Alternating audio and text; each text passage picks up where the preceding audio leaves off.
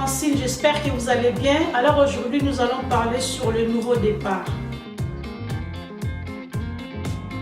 C'est quoi le nouveau départ? Je vais vous l'expliquer en différents points. Tout d'abord, lorsqu'on parle de la nouveauté, ça veut dire que c'est quelque chose qui n'a jamais existé, qui n'a jamais été connu. En fait, c'est quelque chose qui vient d'apparaître pour la première fois. Ça peut être réellement une nouvelle chose qui n'est pas en œuvre. Ça veut dire aussi un nouveau commencement, un début de quelque chose. En fait, ce qui est bien dans le nouveau, c'est qu'il répond à un désir ancien. En fait, lorsqu'on parle de quelque chose de nouveau, ça veut dire que tout est beau et tout ce qui est nouveau séduit et suscite un nouvel intérêt. Cependant, il y a deux types de nouveautés. Il y a les nouveaux positifs et les nouveaux négatifs. Lorsqu'il y a un nouveau positif, on appelle ça bon départ. Lorsqu'il y a un nouveau négatif, on appelle ça mauvais départ. Deuxièmement, lorsqu'on parle de départ, ça veut tout simplement dire la marche de ta vie. Le nouveau pas, une nouvelle avancée. Au contraire, une chose qui perd de son caractère nouveau vieillit et devient inintéressante. En fait, l'opposé des nouveaux, c'est ancien. Ce qui est ancien est passé, ce qui est passé ne revient plus. L'ancien départ, c'est pour vous amener vers le nouveau départ.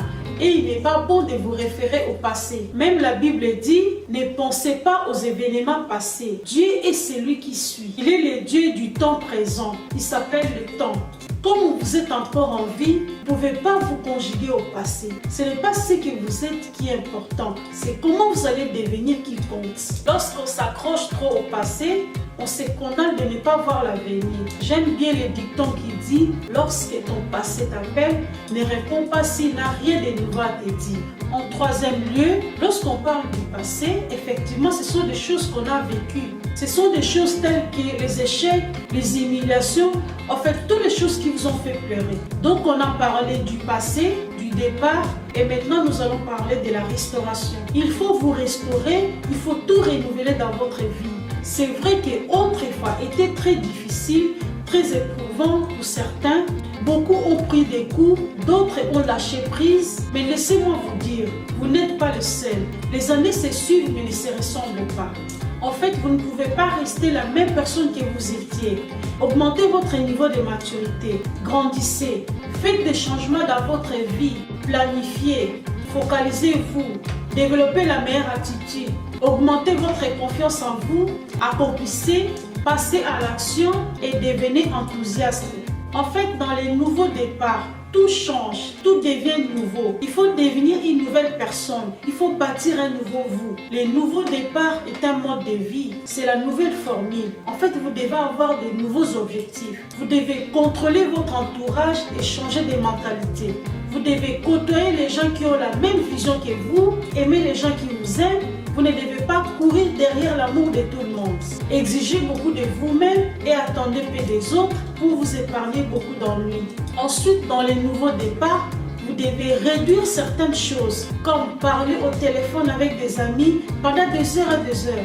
Je n'ai pas dit de tout abandonner, mais de faire des choses importantes, car le changement est une volonté. En fait, votre vie peut changer seulement si vous en prenez la décision. Vous devez tirer les leçons là où vous avez échoué et de ne pas laisser votre passé arrêter votre futur. En fait, depuis plusieurs années, vous avez trop forcé cette situation.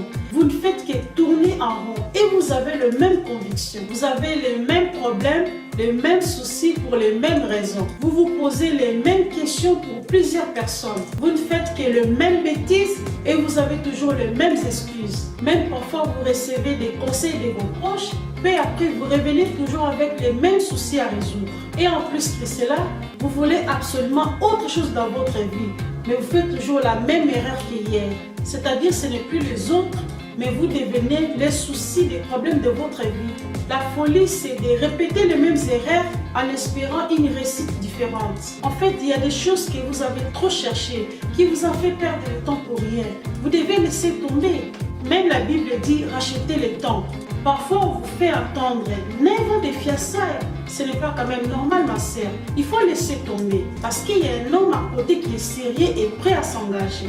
Il y a certaines femmes qui attendent un homme en Europe comme on attend la venue de Jésus. Et là où vous êtes, il n'y a pas d'homme. En fait, vous attendez quoi? Sachez que vous pouvez faire ce que vous voulez, là où vous êtes, avec ce que vous avez. N'attendez pas trop.